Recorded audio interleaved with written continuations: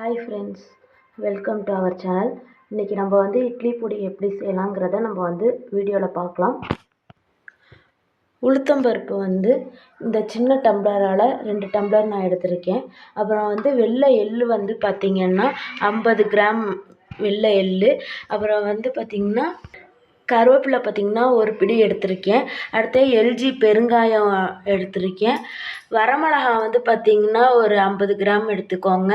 உங்களுக்கு காரத்துக்கு ஏற்ற மாதிரி வரமிளகா எடுத்துக்கோங்க. கடலப்பருப்பு 100 கிராம் எடுத்திருக்கேன். முதல்ல எண்ணெய் ஒரு ஸ்பூன் போட்டுக்கோங்க. போட்டுக்கிட்டு நல்லா காயணும். காய்ஞ்சதுக்கப்புறம் பார்த்திங்கன்னா மிளகா எடுத்துக்கோங்க. மிளகா எடுத்து நல்லா டீப்பாக ஃப்ரை பண்ணிக்கோங்க. நல்லா மொறுன்னு ஆகணும்.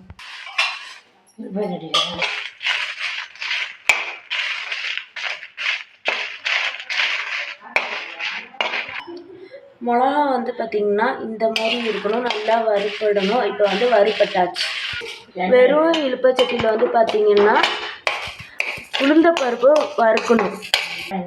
லைட்டாக வேணும்னா பார்த்துக்கோங்க, எண்ணெய் மட்டும் கொஞ்சமாக ஊற்றிக்கோங்க.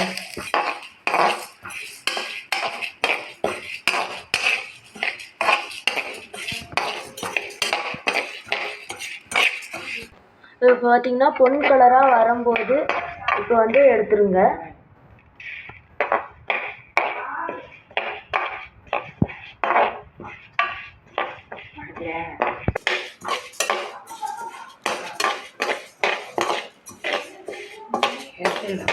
கொஞ்சமாக எண்ணெய் ஊற்றிக்கிட்டு அடுத்தது பார்த்திங்கன்னா கடலப்பருப்பு எடுத்துக்கணும்.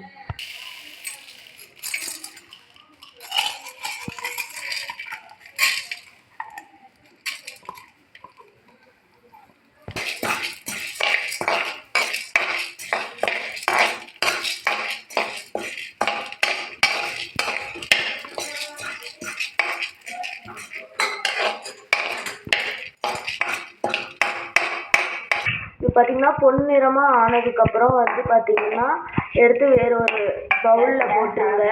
அப்புறமேட்டு பார்த்திங்கன்னா எள்ளு போட்டுக்கோங்க. போட்டு கருப்பாக எள்ளா இருந்தாலும் சரி, வெள்ளை எள்ளா இருந்தாலும் சரி, ஏதோ ஒரு எள்ளு எடுத்துக்கோங்க. எடுத்துக்கிட்டு இதேமாதிரி டீப் ஃப்ரை பண்ணிக்கோங்க. இப்போ பாருங்கள் பொரிஞ்சு வருது. வந்ததுக்கப்புறம் வேறு ஒரு பவுலில் மாற்றிக்கோங்க. மாற்றிக்கிட்டு அடுத்தது பார்த்திங்கன்னா கருவேப்பிலை எடுத்து போட்டுக்கணும். இப்போ வெறும் பாத்திரத்தில் பார்த்திங்கன்னா கருவேப்பிலை போட்டுக்கோங்க. போட்டுக்கிட்டு இதுவும் அதே மாதிரி தான் லேசாக வறுத்தா போதும். நல்லா மொறுன்னு வறுத்துக்கோங்க. கருவேப்பிலையை ஈரம் இல்லாமல் நல்லா ஃப்ரை பண்ணிக்கோங்க கருவேப்பிலை. இப்போ பெருங்காயம் போட்டுட்ருக்காங்க. போட்டதுக்கப்புறம் பார்த்திங்கன்னா எல்லாத்தையும் ஒன்றா போட்டு பிரட்டிடுங்க.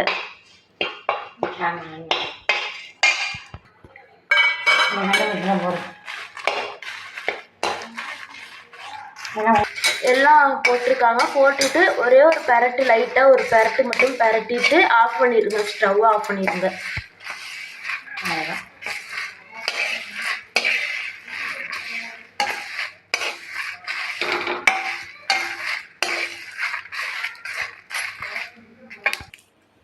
உப்பு தேவையான அளவு.